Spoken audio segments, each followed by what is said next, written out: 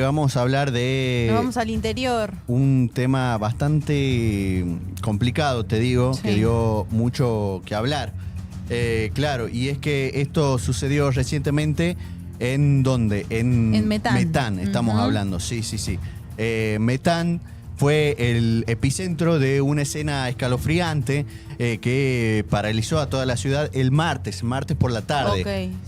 Vecinos del lugar relataron que una abuela comenzó a gritar desesperadamente pidiendo auxilio y al ingresar a su vivienda encontraron una imagen realmente impactante. Sí. Una niña de, escuchá, 3 años estaba siendo ferozmente atacada por un perro. La niña de 3 años fue víctima de este brutal ataque por parte de un pitbull de su familia. Esto ocurrió en Loteo Sierra, en la localidad de Metán. Obviamente este episodio generó conmoción entre los vecinos, quienes incluso tuvieron que intervenir para ayudar a la madre de la pequeña, que luchaba lógicamente desesperadamente para que el animal soltara a la hija. Imagínate la desesperación del momento, ¿no? Sí, decían que tras el ataque la menor tuvo que ser trasladada de inmediato al Hospital del Carmen, pero ante la gravedad, el Hospital del Carmen de Metán, ¿no? Claro. Pero ante la gravedad de las heridas, tuvo que ser derivada de urgencia al Hospital Materno Infantil.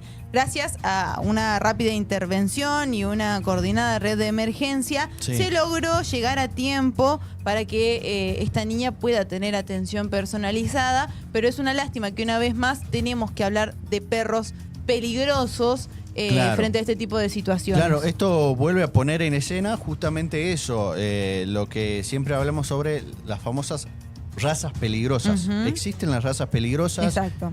No son adiestrables, si se quiere, son domésticas, está bien para los niños, está mal, o el método tiene que ser distinto. Sí. Bueno, todas estas cuestiones, lógicamente, las queremos resolver y las queremos hablar con un especialista, y es por eso que ya lo tenemos en el piso a Fernando Cámara Rivelli, adiestrador canino. Buen día, Fernando, ¿cómo te va? Buen día, chicos, ¿cómo están? ¿Dije bien, Fernando Cámara Rivelli? Sí, perfecto. Bueno, a ver, estamos todos conmocionados con esta noticia cuando la leí por primera vez. Sí. Claro, yo me imaginaba la desesperación de ese momento. Antes de comenzar con toda la cuestión, quisiera saber cómo se debe actuar en ese momento. Digo, está viendo que un perro está atacando a una chiquita. ¿Cómo actúo? Porque por ahí un impulso es querer sacar a la nena, querer sacar al perro. ¿Qué se hace en ese momento?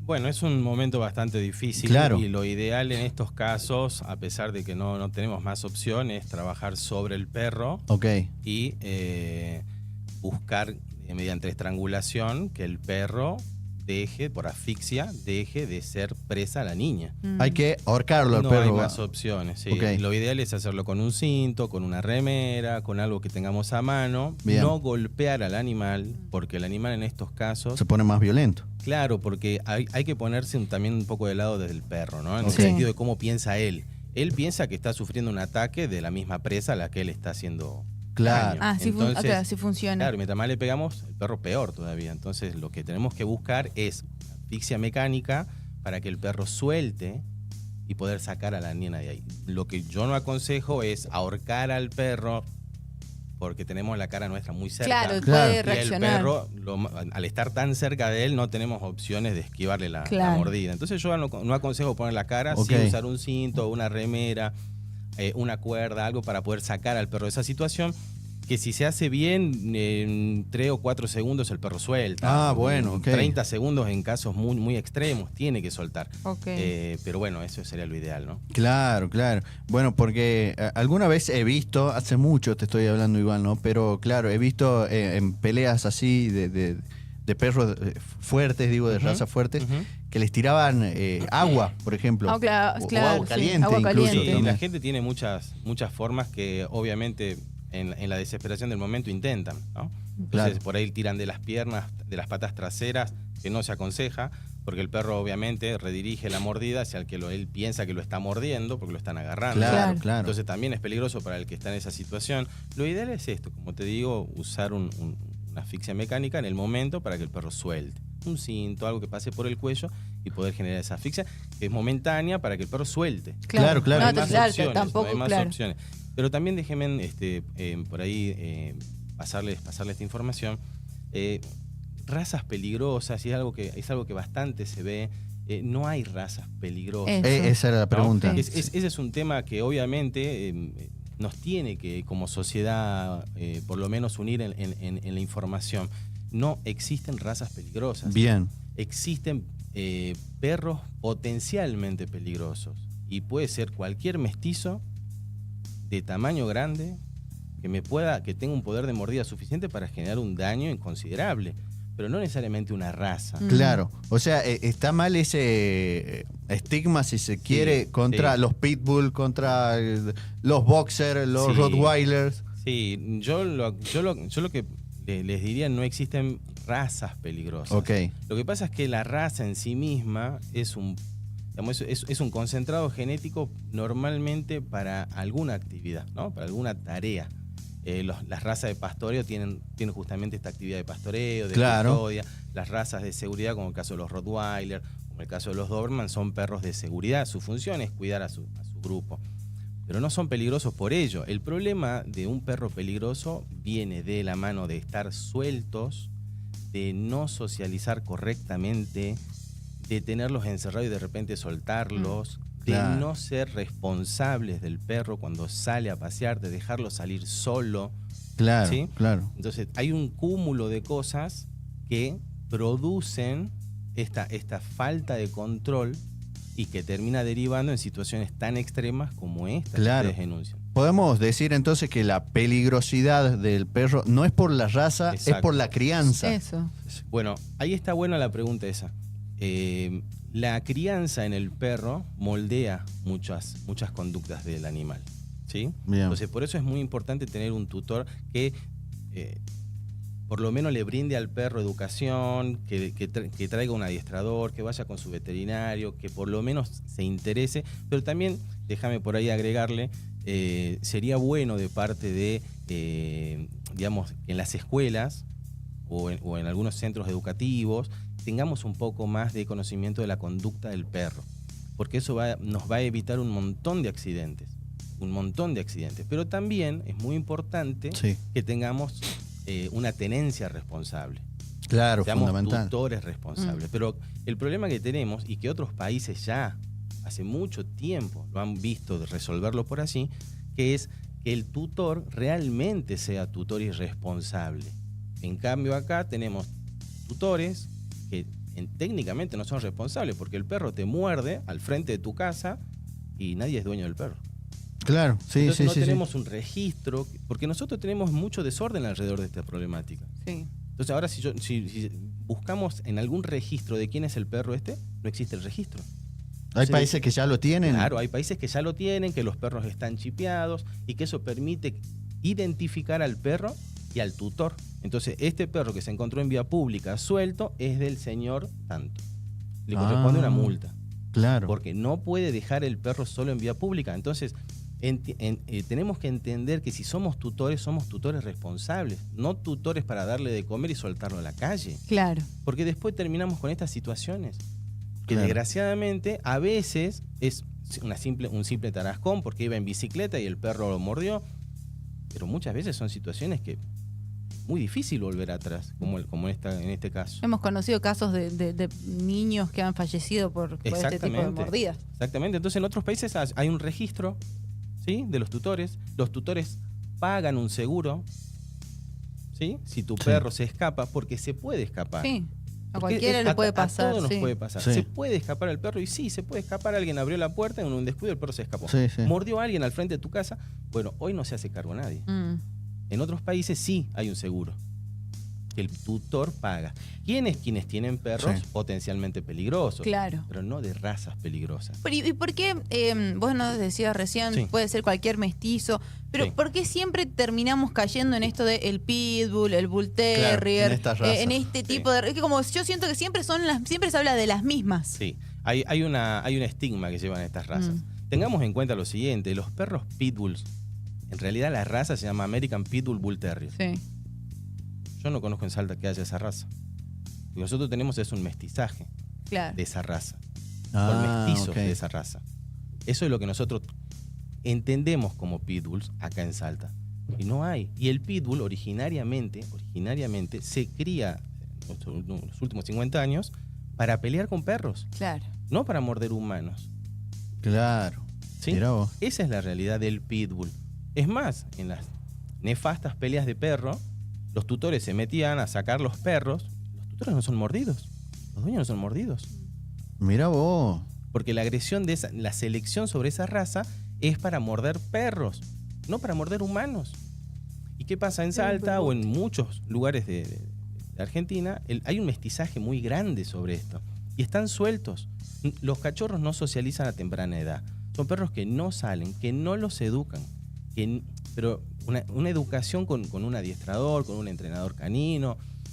Son perros que están encerrados totalmente y de repente salen a la calle, se escapan y ahí viene el problema. Claro, porque nunca estuvieron afuera, nunca no saben cómo actuar. Y es muy importante ese periodo, porque yo también les quiero pasar esto. No existen perros agresivos. La agresividad está en todos los perros y es necesaria para su vida. Para defenderse, claro. Hay casos donde los perros, por ejemplo, protegen un recurso, protegen la comida. Claro. Sí. Y lo hacen con agresividad. A veces muerden a personas. Sí. Bueno, pero a los mismos dueños. Y el tutor te dice después, no, mira, salvo esa situación, después un perro divino, pero no te acerques a la comida. Es decir, hay una protección de recursos. Es decir, la agresión se manifiesta en la protección de recursos. Hay, por ejemplo, otros que es agresión social. Hay perros que son bastante pesados, bastante molestos, y el perro pone límites. Eso se llama agresión social. Pero después el perro el día no tiene problemas. A eso me refiero. No es que un perro es agresivo en sí mismo. Y también hemos conocido casos que son virales en las redes sociales, siempre por esto, que son diferentes. Pitbulls que parecen bebés, que son criados como bebés. Y yo creo ahí entra esto de... Claro. ¿Son agresivos o se los cría para ser agresivos? Depende cómo lo trate yo, ¿va a ser el perro o siempre va a tener como esa cuota de agresividad inconsciente, podríamos decirle? Bueno, es muy buena la pregunta. A veces, en realidad la genética no es modificable. No podemos modificar la genética. Claro, entonces, si nosotros partimos de una genética de los padres que ya tienen antecedentes de agresividad hacia personas o hacia niños, o hacia ancianos, y tenemos padres con miedo, es probable que los cachorros tengan esas características. Entonces, ahora, esa es la genética. Sí. Pero si yo como tutor responsable trabajo en la educación de ese cachorro, probablemente eso nunca se exprese, pero porque yo hice las cosas en su momento. Claro. Ahora, si yo no hago esa genética, se va a expresar. Claro. Muy interesante eso. Podemos decir entonces que esto de... Bueno, es un poco lo mismo que estaba diciendo hace un momento en realidad. Esto de... entonces, la responsabilidad mayormente sobre el tutor. El tutor tiene toda la responsabilidad, porque de él depende la educación del perro, de él depende la socialización del perro, de él depende poner límites al perro, de él depende justamente que el perro sea un animal que no sea reactivo. Que tanto se habla de esta frase, de esta palabra de reactividad, de sacar un perro y que no se quiera devorar el mundo. Y eso lo hace porque es un perro miedoso, porque en los momentos de cachorro no tuvo ese proceso de salir y tener contacto con quienes él va a vivir. Y después, cuando es grande, demuestra agresividad a todo aquello que no conoce. ¿Y claro. cómo se hace, claro, cuando... Porque pasa esto, me acuerdo de un amigo, por eso te lo menciono, esto de lo quiero sacar al perro, pero siempre que lo saco termina siendo desastre o va, y le quiero enseñar de verdad, pero pasa lo mismo siempre, que termina mordiendo un perro o mordiendo un basurero, ¿me entendés? ¿Cómo lo hacemos? No le podemos decir, bueno, ya es tarde, era cuando era cachorro, ¿o sí? No, todos los perros aprenden. Todos, absolutamente bien. Todos los perros aprenden. No importa la edad. No importa la edad. Bien. No importa la edad. Lo importante es tener un tutor. A ver, pongamos las cosas en claro. No es lo mismo mandar un niño al jardín a los 5 años que mandarlo a los 15. Claro. ¿no? Claro, más vale. Si yo demoro en entrenarlo, obviamente que van a haber conductas que ya adquirió, malas conductas que ya adquirió y que van a ser más reticentes, va a ser más difícil sacarlas. Pero es importante dejar en claro que todos los perros se pueden educar y adiestrar. Y hay una diferencia entre ellos. Adiestrar es hacer al perro diestro en algo. Como por ejemplo buscar personas, que haga determinado ejercicio, cuando yo se lo solicito y demás. por el bien de él. Porque muchas veces salimos a pasear y el perro no entiende de quedarse quieto antes de cruzar un semáforo. Claro. ¿Sí? Y se va a cruzar. Entonces es importante que el paseo sea con correa. Cuando yo le indique al perro que se siente, es importante que el perro sepa qué le estoy pidiendo, porque esa es la idea. Entonces, para el bien de él, mío, de terceros, que no pase una desgracia por una cuestión tan simple que el perro no se sepa sentar antes de cruzar. Claro, o que por lógico. lo menos no sepa esperar. Claro, que ¿Sí? si se desesperan, ¿no? Entonces, todo eso son cosas importantes que... una cosa es la educación y otra cosa es el adiestramiento. Y en cuanto a la educación, es muy importante que el perro tenga límites, que sepa qué puede y qué no puede hacer, pero que esa educación no sea bajo coacción o bajo amenaza o bajo golpes. ¿Sí? Porque también hay que dejar en claro, ¿no? Eso. Entonces, es muy importante la educación del perro, ponerle límites, pero desde pequeño, ¿sí? O se puede hacer de grande, pero lo ideal es de pequeño, y el adiestramiento. ¿Está bien humanizar a los perros? No, es un grave error. Y es un grave error, y yo lo comento siempre con los tutores con los que yo trabajo, ¿no? El problema de humanización proviene de darle al perro características humanas. Que yo, sinceramente te digo, para mí tiene que ver con necesidades insatisfechas del humano. Entonces, como el humano tiene necesidades insatisfechas, las va a buscar que el perro les provea eso. Tremendo. Entonces, no tengo a quién cuidar, pero me compro un perro. Claro. O adquiero un perro. Entonces, bueno, ahora lo voy a criar como mi hijo. En ese momento le quitaste identidad al animal. Porque el animal ya no es un perro, ahora es un hijo. Entonces ahora tiene necesidades de hijo. Y no, hay que entender que es un perro y tiene necesidades de perro. Y es un animal maravilloso, pero sigue siendo un perro. Claro. Y es un animal maravilloso, pero es un perro. Y hay que respetarlo, porque si yo no respeto su identidad, no voy a respetar sus necesidades. Claro. Entonces necesito tener en claro eso. Que necesita explorar, necesita socializar, ¿sí? Necesita educación, necesita tiempo de trabajo. Creo que ese es uno de los puntos cruciales cuando, hablando justamente de legislación y demás, cuando se va, creo que en Jujuy fue que se declararon a los perros como seres sintientes. Sí. Bueno, sí. y en el resto del país siguen siendo, está medio fuerte decirlo, pero siguen siendo como cosas, ¿no? Sí, desgraciadamente sí. Bueno, partimos desde lo que yo hace un rato te decía. Siguen siendo cosas porque, por ejemplo, el auto tiene un registro. Tu vehículo tiene un registro. Nosotros tenemos un registro. Nosotros existimos con un número de documento para el Estado. ¿Sí o no? El perro no existe. No hay un registro. Y al no haber un registro, no podemos organizarnos. Claro. ¿Sí? Y al no haber registro, no tenemos realmente responsables sobre el perro. Mira, es muchísima la cantidad de perros que están siendo abandonados constantemente. Sí. Y las proteccionistas en esto pueden dar fe de esa situación. ¿Y por qué son abandonados? Porque no les pertenecen a nadie. Nadie es responsable. Si fuesen responsables, o por lo menos bajaría muchísimo el abandono. ¿Por qué? Porque hay un chip que dice que es tuyo. Claro. Tremendo. O sea, estamos viviendo un tiempo en donde realmente se está abandonando mucho a los perros. Muchísimo. Sí, porque, a ver, vamos al ejemplo clásico. Acá en Salta, en Argentina. En Salta hay muchísimo. Ok. Ya es muchísimo. Pero vamos al ejemplo claro. Yo no sé qué. A ver, adquiero un perro, no sé qué hacer con el perro. Lo crié mal, no tuvo adiestramiento, no tuvo atención veterinaria, el perro está descontrolado. ¿Y qué hago con el perro ahora? La mayoría de los tutores agarra la puerta, la abre y chau perro. Claro. Y es un perro que, si no está castrado, es un reproductor, está libre. Sí, entonces comenzamos de una hembra mediana, podemos llegar a tener entre 8 y 12 cachorros cada 6 meses, de una sola hembra. O sea, una hembra puede tener esos 12 24 perros. Claro, y quedan en la calle y es una rueda que no termina nunca. Pero ese perro tenía tutor. Claro. ¿No? Tenía un responsable. Pero no tenemos un registro de ese tutor. Entonces no tenemos forma de exigirle a ese tutor que se haga cargo de ese perro. Hacerlo responsable, justamente. ¿Entiendes? Ahora, es tremendo esto y me gustaría explayarme más, pero bueno, el tiempo a veces es corto. Te pido para cerrar 3, 5 tips de un tutor responsable. Bueno, perfecto. Primero y principal, brindar la atención veterinaria. Bien. ¿Sí? Lo vamos a hacer cronológico como cuando si tuviésemos un cachorro. Sí. Atención veterinaria, ¿sí? Educación. Sí. Busque un adiestrador, busque un educador, hable con su veterinario de confianza y él se lo va a poder proveer. ¿Sí? Seguramente les recomendará alguno. Si va a pasear, socialice. Es muy importante. Sáquelo a la calle a socializar de manera correcta. Con otros perros. Con otros perros que no sean agresivos, con personas que no lo vayan a golpear y que no tengan ningún estímulo negativo. Okay. Entonces va a entender de que todo el ambiente que lo rodea no es un peligro. ¿Sí? Es muy importante. Cuarto, usted va a salir a la calle con el perro, jamás salga sin correa con el perro. Jamás. Salga con correa. No, pero ya se sabe manejar por el barrio. No. No. El coeficiente intelectual de un perro es un niño de 2 años. Claro. ¿Usted dejaría a un niño de 2 años suelto en el barrio? No. No lo haga con el perro. Sea responsable, no lo haga con el perro. ¿Sí? Y un tip más que le podría dar, eduque de manera correcta. ¿Sí? Bien. Para evitar problemas que son dentro de la casa y fuera de la casa.